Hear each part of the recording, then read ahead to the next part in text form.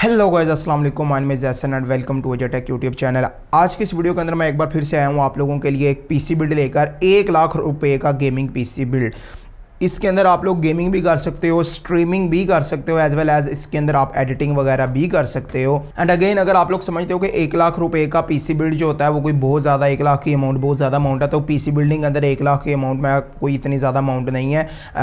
Mid range से भी नीचे कंसिडर की जाती है 1 लाख की अमाउंट। लेकिन फिर भी हमारा टारगेट ये है कि हम ऐसा पीसी बिल्ड करें जिसके अंदर हम लोग अच्छी गेमिंग भी कर पाएँ, एज वेल एज उसके अंदर स्ट्रीमिंग वगैरह भी कर पाएँ। तो ये पीसी बिल्ड भी मेरे एक सब्सक्राइबर ने बिल्ड किया है, जो कि शिप होना है मेरे ख्याल से साहिवाल शिप होना है, मुझे एग्जैक्ट याद नहीं है, मुझे रजिस्टर से दोबारा देखना पड़ेगा।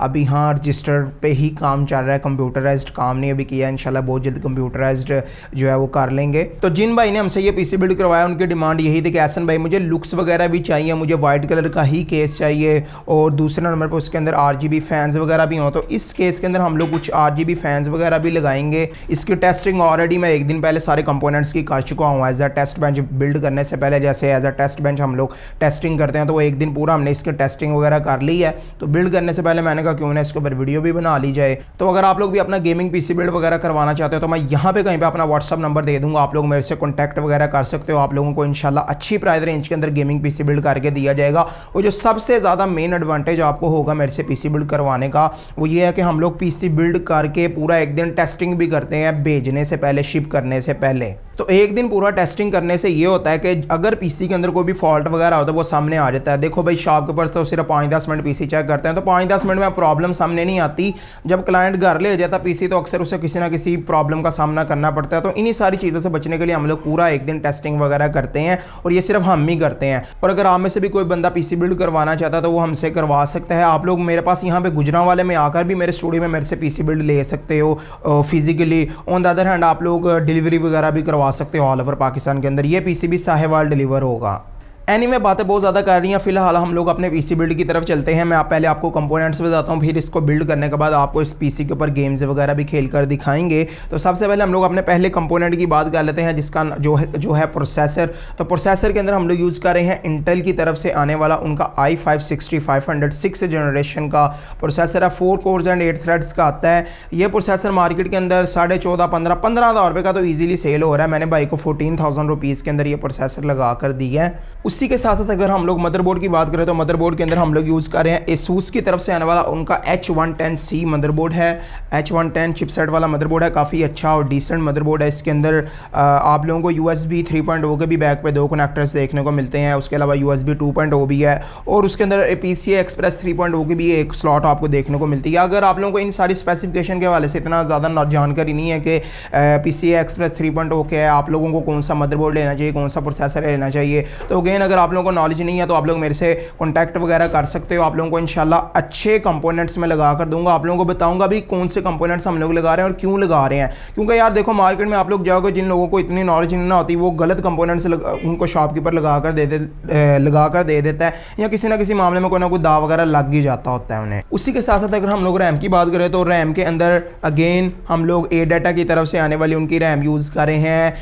8 GB वाले हैं, 2 मॉड्यूल्स, ठीक है। मतलब 8 GB, एक 8 GB, टोटल 16 GB की रैम हम लोग यूज़ कर रहे हैं। इसी के साथ साथ अगर हम लोग स्टोरेज सेक्शन की बात करें तो यार काफ़ी सारे लोग SSDs नहीं लगाते होते अपने पीसी के अंदर, तो मैं आप लोगों को रिकमेंड करूंगा कि आप SSD ज़रूर लगाएं। SSD से आपके लोडिंग टाइम्स जो है वो काफ़ी ज़्यादा फास्ट होता है। फॉर एग्जांपल, आप लोग अगर माई कंप्यूटर खोलते हैं विंडो बूट होने के बाद, मतलब पीसी जैसे ही आपका बूट हो जाता है उसके बाद आप माई कंप्यूटर जैसे ही खोलते हैं, तो माई कंप्यूटर खोलते वक्त जितना टाइम लगेगा वो इस SSD के ऊपर डिपेंड करता है। गूगल क्रोम खोलते हैं, वो खोलते वक्त कितना टाइम लगता है वो इस SSD पे डिपेंड करता है। आप कोई गेम ऑन करते हैं लाइक GTA 5, अगर आप ऑन करते हैं तो GTA 5 कितना ज़्यादा टाइम लेती है लोड होते वक्त, वो इस SSD के ऊपर डिपेंड करता है। तो जो चीज़ें SSD के अंदर आप स्टोर करेंगे उनका लोडिंग टाइम कम हो जाएगा। लेकिन अगर परफॉर्मेंस की बात करें in the sense of games की, FPS की सेंस में बात करें तो FPS आपके उतने ही रहेंगे। अगर आपको हार्ड ड्राइव के ऊपर 60 FPS मिल रहे हैं तो इसके ऊपर भी उतने ही मिलेंगे, लेकिन लोडिंग टाइम कम हो जाएगा, तो उससे भी फ़र्क पड़ता है एक्सपीरियंस के अंदर आपके। तो 120 GB की सैमसंग की तरफ से आने वाली उनकी 840 SSD हम लोग यूज्ड के अंदर यूज़ करें। ब्रांड की तरफ से आती है सैमसंग की 840 3500 रुपीज़ के अंदर मैंने लगा कर दी है। इसकी रीड एंड राइट स्पीड्स भी अच्छी हैं। हार्ड ड्राइव की बात करें तो वेस्टर्न डिजिटल की तरफ से आने वाली उनकी ब्लू 7200 RPM के ऊपर बेस्ड मैंने 500 GB की हार्ड ड्राइव यूज़ की है। ये हार्ड ड्राइव मैंने भाई को 2000 रुपीज़ की लगा कर दी है, 500 GB की है और यही इसका रेट चल रहा है। अभी मैं ऐसा करता हूँ साथ साथ पीसी को बिल्ड भी करता हूँ, क्योंकि कई लोग कहते हैं कि यार एजे भाई थोड़ा बहुत पीसी को बिल्ड करते हुए भी दिखाया करो। फिर साथ साथ जो बाकी के कंपोनेंट्स बाजेंगे हैं, केस, ग्राफिक कार्ड वगैरह, उसको भी साथ साथ मैं आपको बताता हूँ। तो यहाँ पे सबसे पहले मैं प्रोसेसर ले लेता हूँ। प्रोसेसर को मैं यहाँ पे रख देता हूँ। काफ़ी सारे लोग होते हैं जिनको पीसी बिल्ड करने का जो है वो खुद भी शौक होता है, जो कहते हैं कि यार हम पीसी खुद बिल्ड करेंगे, तो उन लोगों को भी थोड़ा बहुत मिल जाएगा। मैंने एक पीसी बिल्ड के ऊपर मेरी एक प्रॉपर गाइड भी आप लोग वो भी देख सकते हैं। लेकिन यह कि कई लोग ऐसे भी होते हैं जो खुद पीसी बिल्ड करते करते कोई ना कोई चीज़ ख़राब कर बैठते हैं। तो अगर आप लोग खुद अपना पीसी बिल्ड करने में इंटरेस्टेड है तो कोई मसला नहीं है, करना चाहिए अपना पीसी बिल्ड भी। लेकिन यह है कि प्रॉपर रिसर्च करके फिर ही करें, ताकि बाद में आपको किसी भी किस्म की परेशानी का मसला ना करना पड़े। यार पता नहीं मुझे क्या हो गया, मैं बोलते मैंने अभी कहा परेशानी का मसला ना करना पड़े, परेशानी का आपको सामना ना करना पड़े उसकी। यार पता क्या होता है, जब आप घर में पीसी बिल्ड करते हो ना, तो अगर कोई ना कोई प्रॉब्लम आ जाती है, पीसी बूट नहीं होता, तो आपको ऐसे पता चला होगा कि किस कंपोनेंट में प्रॉब्लम है, रैम में प्रॉब्लम है, हार्ड ड्राइव में प्रॉब्लम है, या आपके मदरबोर्ड में प्रॉब्लम है, या ग्राफिक कार्ड में। अगर पीसी बूट नहीं होता, डिस्प्ले नहीं देता, तो रैम अगेन अगर आप लोग रैम्स वगैरह इंस्टॉल कर रहे हैं अपने पीसी के अंदर और आपका मदरबोर्ड 4 रैम स्लॉट वाला है, तो लेकिन आपके पास हैं रैम्स की 2 स्टिकें, तो आपको चाहिए कि आप रैम जो है वो सेकंड एंड फोर्थ स्लॉट के अंदर लगाएं, ना कि आप फर्स्ट एंड थर्ड स्लॉट के अंदर लगाएं। अगर आपके पास 4 रैम की स्टिक है, मदरबोर्ड के ऊपर स्लॉट भी 4 हैं, फिर तो जैसे मर्जी आप लगाएं ना। और भाई को उसी के साथ हम लोग एक सीपीयू कूलर भी लगा कर दे रहे हैं फ्री के अंदर, क्योंकि वो हमसे पीसी बिल्ड करवा रहे थे। तो ये भी एक अच्छी चीज़ है इंशाल्लाह। इसका ये सीपीयू कूलर जो है वो हमारे प्रोसेसर के टेम्परेचर्स को भी कंट्रोल रखेगा, कोई ज़्यादा होने नहीं देगा। आगे हम लोग गेम्स वगैरह खेलेंगे तो आपको टेम्परेचर्स वगैरह दिखेंगे ही। तो यहाँ पे हमारा सीपीयू कूलर इंस्टॉल हो चुका है। अभी मैं सीपीयू फ़ैन जो है ना, वो सीपीयू फ़ैन हेडर के ऊपर सीपीयू का फ़ैन को कनेक्ट कर दूंगा। ये करना बहुत ज़्यादा ज़रूरी होता है। कई लोग पता क्या करते हैं, पूरा पीसी बिल्ड कर लेते हैं, या जब उन्होंने पीसी बिल्ड करने से पहले पीसी का वो लेना होता है ना डिस्प्ले, तो वो ये फ़ैन नहीं कनेक्ट करते। कई मदरबोर्ड्स ऐसे होते हैं जो ये फ़ैन कनेक्ट ना होने से डिस्प्ले नहीं देते। तो अभी ऑलमोस्ट मेरा मदरबोर्ड पूरा तैयार हो चुका हुआ है। अभी मैं ऐसा करता हूँ, इसको हम लोग इस पीसी के अंदर लगाते हैं, और उसी के साथ साथ मैं आप लोगों को उससे पहले आपको आपका ग्राफिक कार्ड बता देता हूँ कि कौन सा ग्राफिक कार्ड हम लोग यूज़ कर रहे हैं। ग्राफिक कार्ड के अंदर हम लोग यूज़ कर रहे हैं एनवीडिया की तरफ से आने वाला उनका GTX 1660 super 1660 super 6 GB DDR5 का ग्राफिक कार्ड है। काफ़ी अच्छा ग्राफिक कार्ड है, ट्यूरिंग आर्किटेक्चर के ऊपर बेस्ड है। As far as I know, काफ़ी देर हो गया मैं रिसर्च भी कोई इतनी ज़्यादा कर नहीं रहा, लेकिन ट्यूरिंग आर्किटेक्चर के ऊपर बेस्ड इसके अंदर आप लोगों को एनवन का इनकोडर देखने को मिल जाता है, जिसके ऊपर आप स्ट्रीमिंग अच्छे कर सकते हैं। उसी के साथ साथ आप इसके ऊपर एडिटिंग भी अच्छी कर सकते हैं। तो यही मेन रीज़न था इस ग्राफिक कार्ड को चूज़ करने का, क्योंकि भाई ने स्ट्रीमिंग वगैरह भी करनी थी। तो ये ग्राफिक कार्ड इस वक्त मार्केट के अंदर तकरीबन 47,000 रुपीज़ तक का भी ईजीली सेल हो रहा है, लेकिन मैंने ये ग्राफिक कार्ड भाई को 44,500 रुपीज़ में लगा कर दिया है। और एक और चीज़, ये जितनी भी प्राइसेस मैं आपको बता रहा हूँ ये आज के दिन तक, अगर आज आप मेरी वीडियो जब भी देख रहे हो आप उसकी अपलोड डेट देखो। जब वो वीडियो अपलोड हुई होती है, इसका मतलब यह है कि वो अपलोड होने से भी तकरीबन एक से 2 हफ्ता पहले की ही रिकॉर्ड हुई होगी कम से कम, क्योंकि एक ये मेरे पास पीसी बिल्ड आया, मैंने ये पीसी बिल्ड पे वीडियो तो बना दिया, लेकिन ये अपलोड होते होते भी ये वीडियो तकरीबन हफ्ता 1.5-2 ले जाती होती है। उसी के साथ साथ हमने एक इसके अंदर पावर सप्लाई भी यूज़ किया, थर्मल टेक की तरफ से आती है। तो पावर सप्लाई वगैरह इन चीज़ों के ऊपर हम लोग बाद में चलते हैं। अभी फ़िलहाल हम लोग अपने जो है पीसी को सैम्पल करते हैं। अपने केस की बात कर लेते हैं। तो ये फर्स्ट प्लेयर की तरफ से केस आता है उनका, वाइट में मेरे ख्याल से इसका मॉडल है first player R3 I think. तो मेरे पास काफ़ी सारे केसेस वगैरह होते हैं अब, तो जोन सा मैं केसेस वगैरह जो भी मेरे पास क्लाइंट आता है मैं उसको केसेस दिखा देता हूँ, वो जोन सा केस पसंद करता है उसको वो लगा देते हैं। तो ये केस मैंने भाई को तकरीबन आप कह लो कि 12,000 रुपीज़ के आसपास लगा कर दिया, लेकिन विद फैंस लगा कर दिया है। ये मैं आपको बता दूँ। सबसे पहले हम लोग अपना बैक कवर खोल लेते हैं। तो अभी मैंने केस के अंदर आयो शील्ड तो इंस्टॉल कर दी हुई है। तो इसके अंदर अभी फ़िलहाल हम लोग मदरबोर्ड रखते हैं। तो मदरबोर्ड को यहाँ पे हमने इस तरह रख के अच्छे तरीके से आयो शील्ड के साथ अलाइन कर देना है।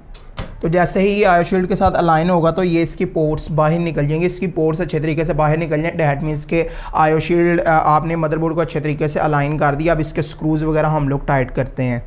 अच्छा गाइस, अभी हमने पीसी बिल्ड कर लिया। अब अभी हम लोग गेम्स के बेंचमार्क्स वगैरह करेंगे, देखेंगे कि ये पीसी हमें किस तरह की परफॉर्मेंस देता है। अगेन इसके अंदर कुछ चीज़ें ऐसी हैं जो भाई ने अपनी मर्ज़ी से लगाई हैं। जैसे इसमें ग्राफिक कार्ड जो है भाई ने कहा मुझे 1660 सुपर चाहिए, उन्होंने कहा मुझे केस भी वाइट कलर का चाहिए, ठीक है।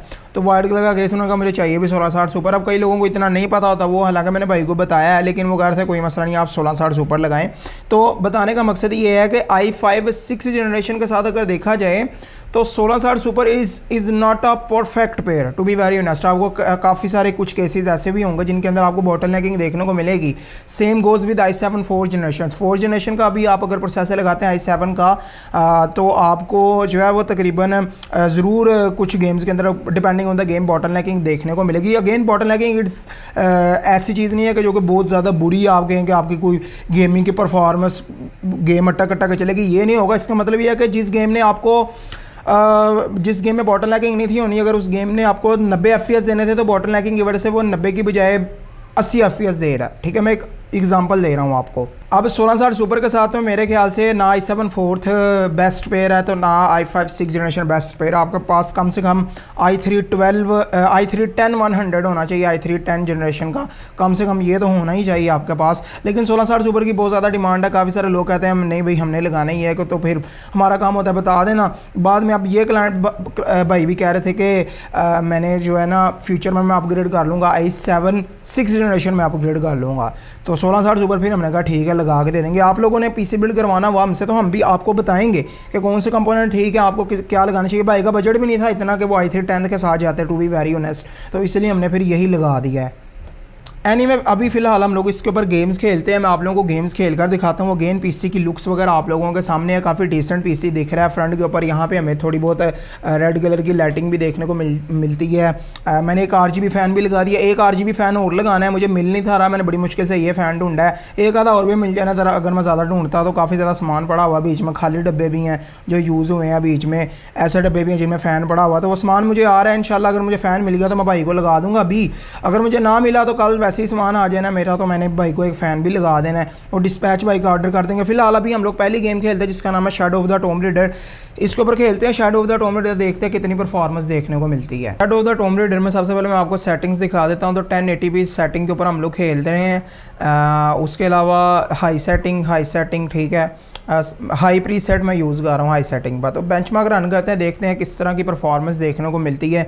अगेन भाई का पीसी जो है वो कोई मैंने गेम्स वगैरह खेल कर देखी हैं, कुछ स्टटरिंग वगैरह नहीं होती, लेकिन कुछ केसेस तो हमें बॉटल नेकिंग देखने को मिलती है।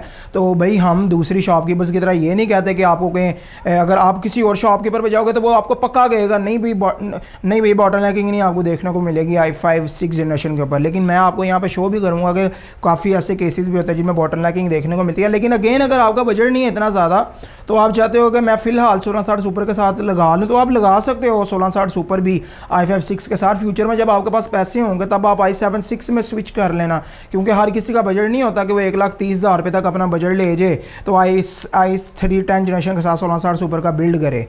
इस सीन में आप देख पा रहे हो, इस सीन में भी आप लोगों का इस गेम के अंदर थोड़ी बहुत बॉटल नेकिंग आपको देखने को मिल रही है। CPU यूजेज क्योंकि हमारा 99% है, तो यहीं से हमें पता चल गया कि यहाँ पे इस सीन में हमारा CPU बॉटल नेक कर रहा है। लेकिन अगेन बॉटल नेकिंग होने के बावजूद भी देख लो, आपको हाई सेटिंग के ऊपर 60 FPS के आसपास का एवरेज देखने को मिल रहा है हाई सेटिंग के ऊपर। अगर यहीं पर प्रोसेसर ज़रा और अच्छा होता तो ये FPS आपके 60 से ऊपर भी हो सकते थे अभी, ठीक है, या 55 से ऊपर आप कह लो, ठीक है। मैं एक बात कर रहा हूँ, आपको समझाने की कोशिश कर रहा हूँ कि बॉटल नेकिंग क्या होती है। कोई बॉटल नेकिंग अगेन कोई ऐसी अल्लाह माफ़ करे चीज़ नहीं है कि भाई बस आप लोग गए, कोई इस तरह की चीज़ नहीं है। तो माशाल्लाह बहुत अच्छी परफॉर्मेंस देखने को मेरी 80 FPS के आसपास भी चले गए हैं। अगेन कभी कभी बॉटल नेकिंग काफ़ी कम हो जाती है किसी सीन में, किसी सीन में थोड़ी सी ज़्यादा हो जाती है, depending on the scene, depending on the game. Temperature भी आप देख पा रहे हो डिसेंट है, CPU का टेम्परेचर भी काफ़ी डिसेंट है, रैम यूजेज आपके सामने है। अभी हम लोग ऐसा करते हैं, आपको पता चल गया, देखें अभी इस सीन में ज़रा भी आपको बॉटल नेकिंग ऑलमोस्ट ना के बराबर आप कह लो बॉटल नेकिंग हो रही है। तो बॉटल नेकिंग नहीं हो रही तो देखो FPS भी आपके बढ़ गए हैं, ठीक है, समझ गई है, आपको समझ लगी होगी। लेकिन फिर भी जिस सीन में बॉटल नेकिंग हो रही होती है आपको ज़रा जो है ना बीच में परफॉर्मेंस भी अच्छी देखने को मिलती है। अभी इस सीन में आपने अभी भी नोटिस किया होगा, आपको थोड़ी बहुत स्टटरिंग भी देखने को मिली है।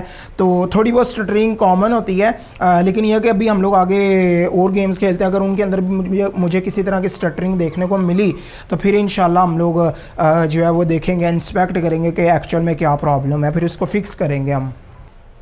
अच्छा गाइस, नेक्स्ट गेम जिसका हम लोग बेंचमार्क करने जा रहे हैं वो है RDR2 रेड डेड रिडेम्पशन 2। ये गेम खेलते हैं और देखते हैं ये गेम हमें किस तरह की परफॉर्मेंस देती है।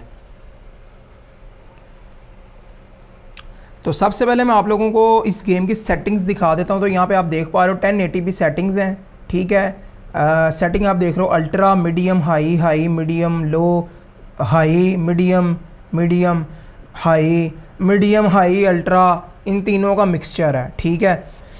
तो यहाँ पे ज़रा रात का सीन है, मुझे नहीं पता कि ये कैमरे के अंदर आपको किस तरह का शो हो रही है, लेकिन RDR2 एक काफ़ी हैवी गेम है।